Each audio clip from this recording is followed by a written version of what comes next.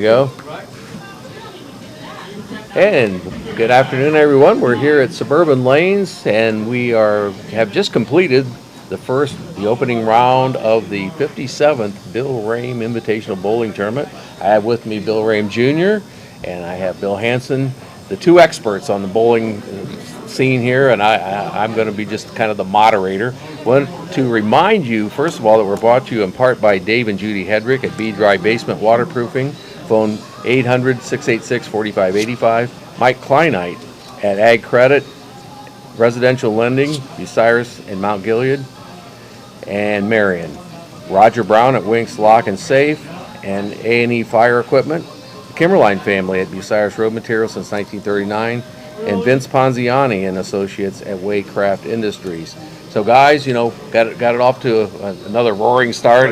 There's a lot of anticipation for the tournament. Yeah. And it's kind of nice to get that first round in and see how things are going. So give us some highlights and see what happened today.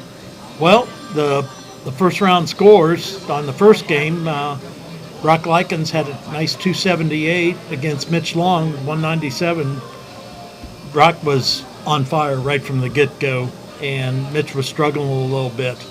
On lanes 3 and 4, Bob Lear Jr. had a 193 against Braden Bruner's 207.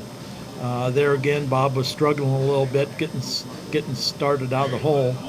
On lanes 5 and 6, Mike Lear had a 204 against Tony Hupfer's 200. On lanes 7 and 8, Joel Butt had a 208 against Todd Endemann's 193. And there again, Todd kind of struggled a little bit, leaving some corner pins. On lanes 9 and 10, Jacob Derry had a nice 247 game against Nathan Monk's 206. On lanes 11 and 12, Todd Spurlock Jr. had a 173 against Dave Schock's 199. They both struggled coming out of the first game. On lanes 13 and 14, Don McLaughlin had a nice 258 game against Joe Powers 193. There again, Joe had a few corner pins and had a little struggle there that first game. And then on lanes 15 and 16, Eric Baldinger had a 212 against Terry Miller's nice 235 game. So that first game, there was a lot of corner pins left all the way down through the line. Wasn't just certain lanes. It wasn't certain lanes. It seemed it hit everybody at the same time. Mm-hmm. And a couple of guys told me they were a little tighter than they thought they would be. So it probably took that first game, probably took them a while to get lined up. Yeah. Sure. And they got lined up for the second game. Yeah. In the second game, Brock Likens had a nice 257 game against Mitch Long's 213. So that gave Brock Likens for the two-game total 535 against Mitch Long's 410. So Mitch was in a hole right from the get-go. And on lanes 3 and 4, Bob Lear Jr. had a 165, and Braden Bruner had a 237. Nice game there. Again, Bob Lear had a problem. He was leaving some corner pins, and I think he had an open there in that first game. And second game totals was 369 for Bob, and Braden Bruner had a nice 444, so he was up on Bob. On lanes 5 and 6, Mike Lear got it together and had a 250 game. Tony had a little trouble there with 187 game, so that gave Mike a 443 total for two games, and Tony's 387. On lanes 7 and 8, Joel come back with a nice 236 game, and Todd Endemann came back with a 289 game. Should have been a 300. Left a 4-pin, oh, wow. If I remember right. That gave Joel a 444 two-game total against Todd's 482. On lanes 9 and 10, Jacob Derry had a nice 233 game, and Nathan had a 204. Struggled a little bit again with those corner pins. Jacob ended up 480 with Nathan's 410 for the second game. On lanes 11 and 12, Todd Spurlock Jr. had 204. He come back a little bit, And then Dave Schock had a nice 256 game. Gave Tots Burlock Jr. a nice 377 and put Dave Schock in a commanding 455 lead. On lanes 13 and 14, Don McLaughlin had another nice game at 247, and Joe Powers came back with a 214. And that gave Donnie a nice 505 against Joe's 407, so there was a commanding lead there against Joe with Donnie. And then the best of the day come in the second game. Eric Baldinger had a nice 256 game, and then Terry Miller come back with a nice 300 game. So first of the tournament. That's got to be a little deflating. Yeah. For Baldinger, he shoots a 256 and he gets beat by 44 pins. Yeah. So that gave Eric a 468 two-game total against Terry's 535. So that gave him a commanding lead there. So that was a two-game total. So that's where we're at after two. Okay, so we're going to get a little progress report here. First of all, we'll recognize a few more of our sponsors. Ron Hurst at Hurst Auto Body, Route 4 north of Bucyrus.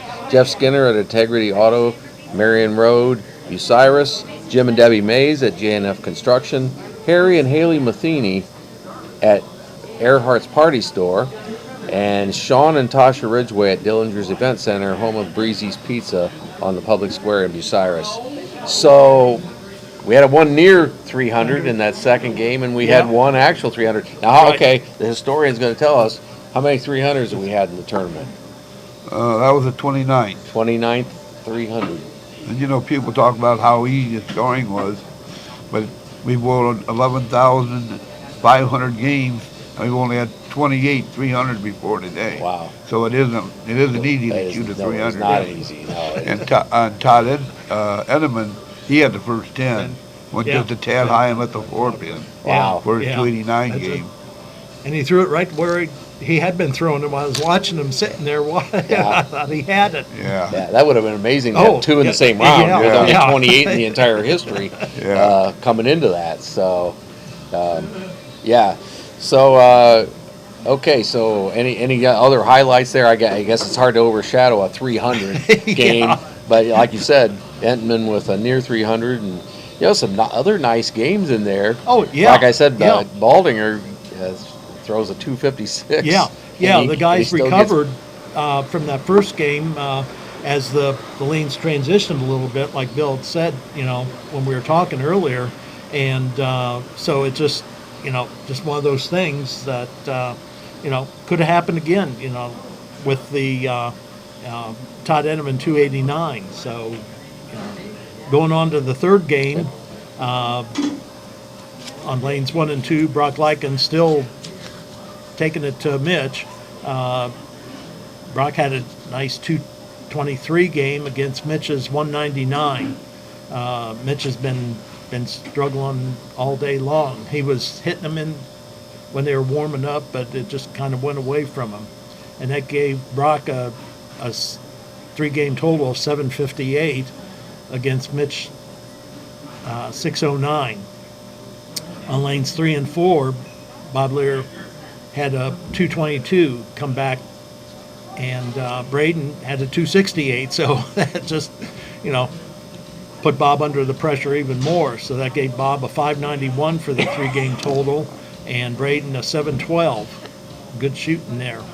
And on lanes 5 and 6, Mike Lear was shooting a 250 game, and then Tony Hupfer had a 175 game. So Tony struggled there with a couple, I think he had a couple open frames, if I remember right. And that gave Mike a 701 for 3 games and a 562 for Tony.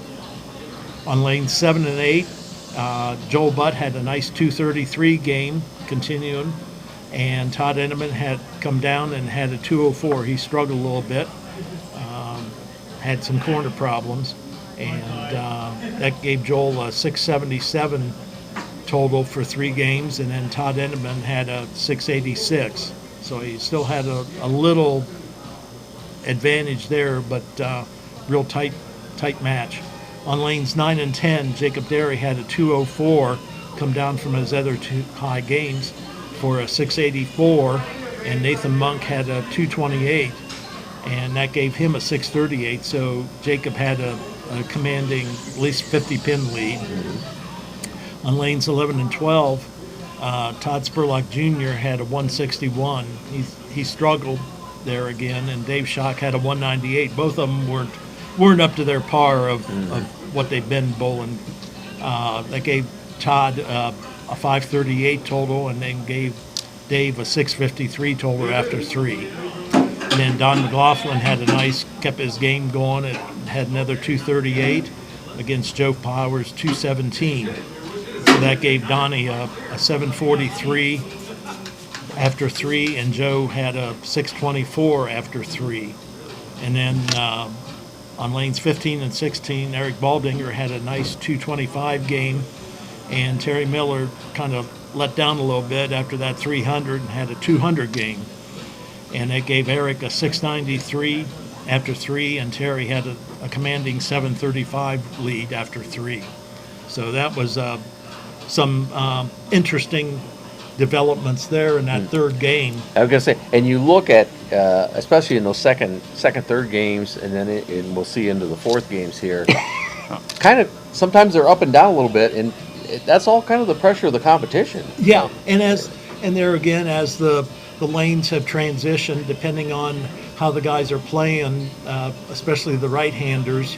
If one's playing a 1 or 2 board difference, that can make a difference on how the pins fall in that situation. But these guys are all good bowlers, or they're not here. Yeah, they're the top right. 16 bowlers in the city. So, yeah, they all have 200 plus averages, and then you look and say, so how's a guy bowl a 161? Well, there's a lot of factors. Yeah, it can happen real easy. It does. You have a couple big splits, or you miss a single pins. It can happen.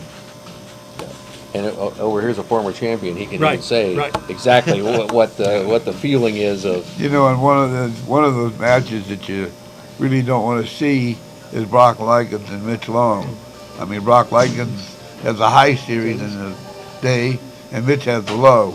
Yeah. You're out there chugging along, and the guy just beating you to a pulp. There's nothing you can do about it. Yeah, Nope, it just makes for a long day. So, please get over this. And you just hope that from that point you're thinking, how do I get out of the losers bracket? Right. Because yeah. that's what's well, once you're in it, you stay, Yeah. and and then you just have to keep bowling and winning to keep going and to make it to the finals. Okay. And Mitch is capable. All these guys that are in the losers bracket are very capable of beating their next opponent. Sure, absolutely, yeah.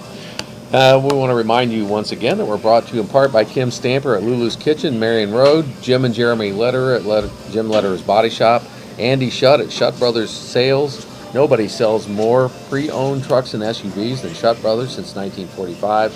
Todd Nye at Nye Builders since 1946. And Davey always notes that Nye Builders was the first client he sold for the Bill Rahm tournament back in 1965. So kudos to the Nye Builders folks.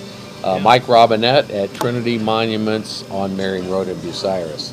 So we're going to head into the fourth game now and kind of see what's happening there. Well, in the fourth game, Brock Likens continues his bowling master today with a nice 257, and Mitch Long comes back with a 201. So that gave Brock a total score for the 4 games of 1015.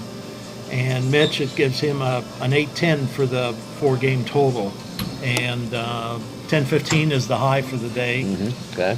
On lanes 3 and 4, Bob Lear comes back with a nice 258 game, but it's just a little too late against Braden Bruner. He had a 211. So that gave Bob, for the 4-game total, 850 against Braden's 923. And, Bob had been struggling in the first couple games, and then he finally got it together in that last 2 games, but it was just a little too late. Mike Lear on 5 and 6 with Tony Hupfer. Mike had a 255 game, just continuing his domination over Tony, and Tony ended up with 198. That gave Mike Lear a 956 for the 4-game total, and Tony had a 760. On lane 7 and 8, Joel Butt had a 212 against Todd Edmond, 171. Todd struggled in that last game, and that gave Joel an 889 total score after 4 against Todd Edmond's 857. And then on lanes 9 and 10, Jacob Derry had a nice 237 to finish up the 4-game against Nathan Monk's 279. And there again, that could have been another 300 game that we had today. Excuse me. So that gave Jacob, with a 4-game total of 921. And Nathan, with his 279, ended up with 917. So it just was one of those days where it was just a little too late for Nathan to come back and beat Jacob. Those are the ones you think about when you lose by 4, a 4-pin count, and you have to go to the losers bracket. Yeah, that's tough to take. That's what Nathan said. He said, "Well, just a little too late." Yeah. So, in fact, to get that 279, he did strike out on lanes. Excuse me. On lanes 11 and 12, Todd Spurlock Jr. had a nice 275 game against Dave Schock's 265. But there again, it was a little too late for Todd to come back on Dave. Todd ended up with an 813 against Dave Schock's 918. And then on lanes 13 and 14, Donnie pulls another one. Nice game out with a 231 against Joe Powers' 234. So that helped Joe come back some.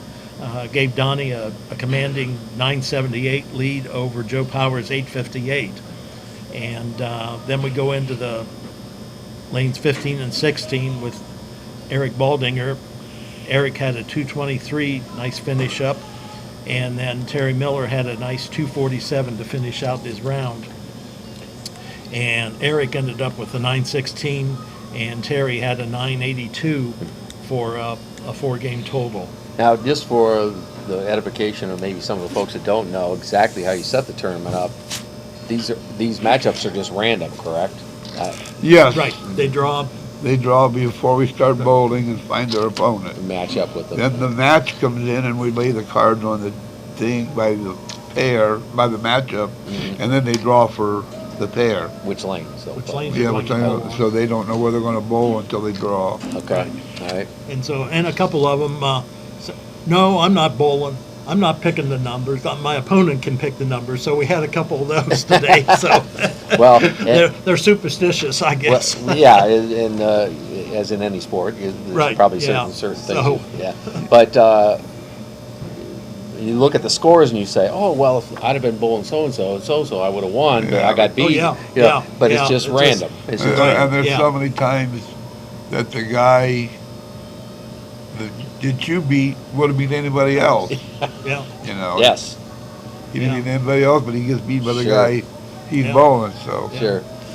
Okay, and once again, we're going to recognize it. We have a nice list of sponsors here, and we really appreciate that because that helps keep us involved in the tournament, and we really, I know Davey especially is really connected with the tournament. If he wasn't in Florida, I wouldn't be here. He'd be here. Right. So, but we're brought to you in part by Adam Weiser, branch manager at Advanced Fiber Technology, Gary and Judy McKee at Quality Printing, 214 West Liberty Street, John, Julie, and Jerry Rossington at Ohio Auto Parts, 321 West Mansfield Street, Mandy Paez and Missy Stryker at Castle Auction and Appraisal, 3 blocks south of the square across from Shines Art Park, and Hannah Newton at Wendy's, downtown Bucyrus, and Upper Sandusky. So now we talked about, all the matches and all the highlights of the things. Now we're going to say, okay, who's bowling tomorrow? Right. So in the winner's bracket, Dave Schock will go up against Jacob Derry on the winner's side. Don McLaughlin will go against Braden Bruner. Mike Lear will go against Joel Butt. And Terry Miller will go up against Brock Likens. And those should be some really good matches tomorrow in the second round. Miller and Likens, we're the Yeah. top 2 bowlers right today, yeah, and yeah. now they're meeting each other in the second round. Yeah, Yeah, so you're right. that's going to be an interesting match to watch tomorrow. And Then on the losers side of the bracket, we have Todd Spurlock Jr. against Nathan Monk. We have Joe Powers against Bob Lear. We have Tony Hupford against Todd Endeman. And we have Eric Baldinger against Mitch Long. So there again, those matches are going to be real interesting to watch again tomorrow, just because of the nature of who they're bowling against. Sure. So it's setting itself up for a real good invitational for the second round. Now, again, for the folks that might want to come out tomorrow and watch, what are the times on the two brackets? We start at 1 o'clock again tomorrow for the first session, and after they get done bowling, they'll start roughly about 3 o'clock. They'll Somewhere take a in that 15, range, 20-minute break. Okay. And it's roughly about 3 And the o'clock. first session will eliminate 4 bowlers, correct? Yeah. First session will eliminate 4, and then the second session, only the people in the losers bracket will be bowling. So then we'll lose to narrow those down. to narrow that down. So after the second session, we will lose 4 more. So we'll lose half the field after. So tomorrow after afternoon, Sunday Sunday afternoon, afternoon. by the time the Super Bowl starts, Right. Half of them you'll be gone. down. Half You'll be of down them to will be 8 gone. bowlers Yeah. in the Right. tournament. Yeah. Okay. And then from after tomorrow, since we're not going to have any more updates until the finals, what's the bowling schedule? We'll bowl the Just- same schedule on Saturday and Sunday. Next week. Next weekend. Okay. There'll be a 1 o'clock shift for everybody, Mm-hmm. and then there'll be a 3 o'clock shift approximately for the losers. Okay. And the same will happen And that'll on get you to Sunday. 4 bowlers. Yeah. After And the then first session. Yeah, on Yeah. Saturday. Yeah, and then the second session, that'll knock it That'll down get to you the to- final get you to two the final two, out yeah. of the losers, and the winner will be set then for the following, on the 25th. Right. Okay. So, All right. Good deal. But it's interesting, 'cause like I say, a guy will think he's bowling good, then they get out there and have one bad game, yeah. and poof, Yeah. you're done. Yeah. Or somebody throws a 300 against you, you know. And it's just like any other sport. Sometimes you just can't figure out what are you doing wrong. You think you're Right. doing everything right, Right. and it's just not And, working. you know, I think I went back and checked, and I think out of the 28 300s, well, 29 now, 8 of them lost. 8 of them got 300 and lost their match Wow. out Yeah. of the 29. Well, Yeah. and Miller's 300. He wasn't the high bowler for the day. No. He was second. Exactly, yeah, so if he'd have been bowling But if he'd have been Brock, bowling Brock, he'd Yeah. have he'd lost. have lost in the Yeah. 300 game. Yeah. Yeah. So yeah, I get that. So one last time here, we'll talk about the sponsors. Washington Auto Parts, your Bucyrus Napa dealer, now on East Mansfield Street across from Stetzer Road. Jim Spring at Spring Capital Management, 2 blocks south of the Bucyrus Square. Daryl Swinehart and David Green at Ag Credit Bucyrus. Rick McWaters at Cycletech, your one-stop shop for motorcycle parts, accessories, and service, 950 West Mansfield Street. Dwayne Watts and Doug Fote at the Watts House of Insurance. And Mark Osborne at E-Crane International, serving ports in North and Central America from Portland Way north in Galleon. So, guys, final comments, Well, how the match tournament- the match item on there probably is Joe Butt and Todd Edelman. Todd shoots 686.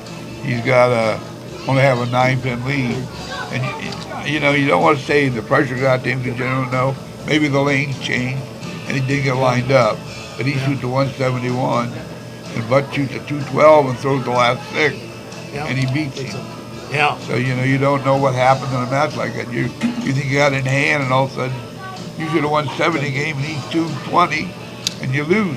You know, Sure. Yeah. so it's hard to tell sometimes how a match is going to come out. Yeah. Right. So we talk about it every year, but Yeah. hard to imagine 57 years. I can remember Yeah. your dad being here and running. When we were young, Right. when the bowling alley first started up, and he'd be behind the counter. Right? You'd go up and Right. get your shoes from him, and you'd pay Yeah. your Yeah. bowling Yeah, he worked fee. out here for quite a few years. Worked at the golf course He too. worked at Crawford Lanes too for a Oh, while. really? Okay. Yeah. I didn't know that. I didn't bowl at Crawford a lot. Him and Charlie Bauer, the known Crawford, were really good friends. Okay. So about 2 years he went out to Crawford and worked behind the counter. Yeah. So just a little brief history. how did Harry was the original proprietor of Suburban? They kind of came up with the idea for this Well, tournament, right? actually, I didn't know, but Howard told me today, Howard Steinman, who had worked out here for I was Tuesdays. gonna say Howard was another one. If your dad wasn't there, it was Howard. Yeah. And he Yes. said, "Did you know how it started?" And I said, "Well, I got a story that I know." And he said, "Well, actually, your dad and I were the ones that talked about doing this." And he said, "I pitched it to Harry." Okay. And he said, Harry said, "Well, now I heard along the way, and I'm not positive, that the Suburban has the rights to the Bill Rahm Invitational. That Harry, when he made this up, said the rights belong to Suburban Lanes. Okay. But I don't know that for a fact. But Right. That's what As long as this is that's an what operating that's house. what my dad had commented to me a couple of times. That Harry had said sometimes that actually the Bill Rahm Invitational belongs to Suburban. But that's what Howard was telling me today how it started. He said him and my dad were standing at the counter. My dad was association secretary. Okay. And he said, we ought to do something to honor the high average bowler. Well, Howard said, well, we can do this and this. He said, I'll pitch it to Harry and see if he wants to try it. Sure. Well, it was a 1 year deal. And all of a sudden everybody come back to the start of the next season and say, well, when are we going to do this? What time are we going to do this again, you know? And they'd come in and bowl at 11 o'clock at night after their shift. Sure. Or they bowl at 9 o'clock in the morning or whatever before they went to work one afternoon. So the first 3 or 4 years there was no set time. Oh, okay. Then they got in there. They got guys coming in whenever, and he said, "Nah, if you're going to commit to it, you're going to have to commit to the time." Well, they actually bowled during the week. Okay. So they bowled Saturday and Sunday, and they bowled Tuesday and Wednesday. Okay. No, they bowled Tuesday. And the next week they bowled Saturday, Sunday, Tuesday, and Wednesday, and the finals were on Saturday. Okay. But when they went to the weekends, they eliminated a match, but we put it back in when we took it over. Suburban closed for 2 years, Right. and they ran it as the Suburban Lane match game. Ah. And they took that match out, the Wednesday match. Okay. We put it back in, which made us have a double shift on that second Sunday. But it just kind of evened that out a little better, Sure. I think. And then we incorporated the 2 years into the Bill Rahm that the Suburban Lane Ran it. Yeah. So we had that 2 year lull when they closed, and then we had 2 years where it was actually not the Bill Rahm, but we incorporated it. But yeah, so I don't know. I kind of thought I was out of it when they closed the bowling alley. But you know, I mean, Sure. Harry loved it, and you know, I was kind of so-so, but I enjoy it. But you know, when I took it over, I'm not a big talker. So I hate that. He's doing pretty good now, though. Well, I actually. know, right? Well, I know the three of us. I hate to get up in front of people at the finals or opening day. I tried to talk him into doing your part today and not getting me at all. And my wife about had a fit. No. Said, you gotta get up and say something. He told me that last night. He said, I don't think Bill's going to do anything. And I'm going, what? I said, I think the people are going to expect Well, Bill I to do got it. a cold, and I thought I'd just let Bill do it. I said next year, but I hate getting up in front of people like the finals and talking. I forget things. I get all excited. Well, I know you remember the history of this place, of this tournament, Yeah, really well. definitely. And you know, we were talking with Dean and Steve. They came out, or Dean and Mitch come out yesterday for dinner, and we were sitting at the table talking. And I said, my dad always told me that the most fun he had in this tournament was sitting with Dean and Mitch and Steve after everybody had left and talk about all the matches, who won, who bowled good, who they thought would beat, Absolutely. who they were bowling next, and how they thought that would go. Yes. You Yeah. know, my dad came up to me in the finals one time the year I won it, and I'm in the finals undefeated, and Gary Out and Dave Skaggs are bowling in the Wednesday match to see if I'm going to bowl. So my dad come up to me and with I think Bill Rahm was the one at that time doing the interview. And he said, "Who would you want to bowl?" I said, "Well, Gary Out's been there twice and won it. If I got to pick, I'm going to have Dave Skaggs. But I said, I don't want to go Gary. I've been there twice. Yeah, that experience can help. That can help you for a long way. Well, guys, it's been a pleasure summarizing this first opening day of the Rahm tournament.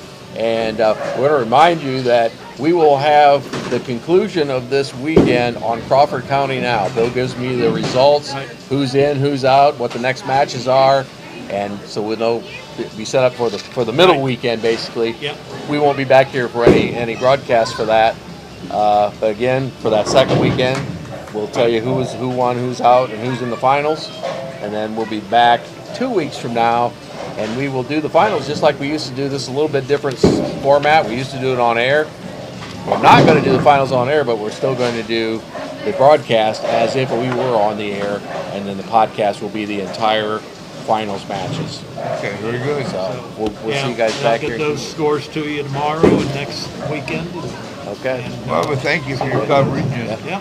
Okay. Thank you again. We appreciate it, Yeah. and we appreciate, as we said before, all the advertisers that have put ads into our program, and also the sponsors. Many that are the have- same as they that- sponsor us too. Right, that have sponsored the bowlers. So we appreciate everything that the sponsors and advertisers do for us. We're not here. to keep this. We're not here otherwise. They pay for this. you Yes. know what I Right, mean? Sure. right. We couldn't do it if we Yep. were sponsors and the people take out the ads. We're very much the same. So, somebody's got to pay my big salary. Right. That's how it Right. works. But, Yeah.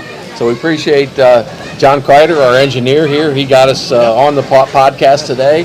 And Bill Rahm Jr., Bill Hansen.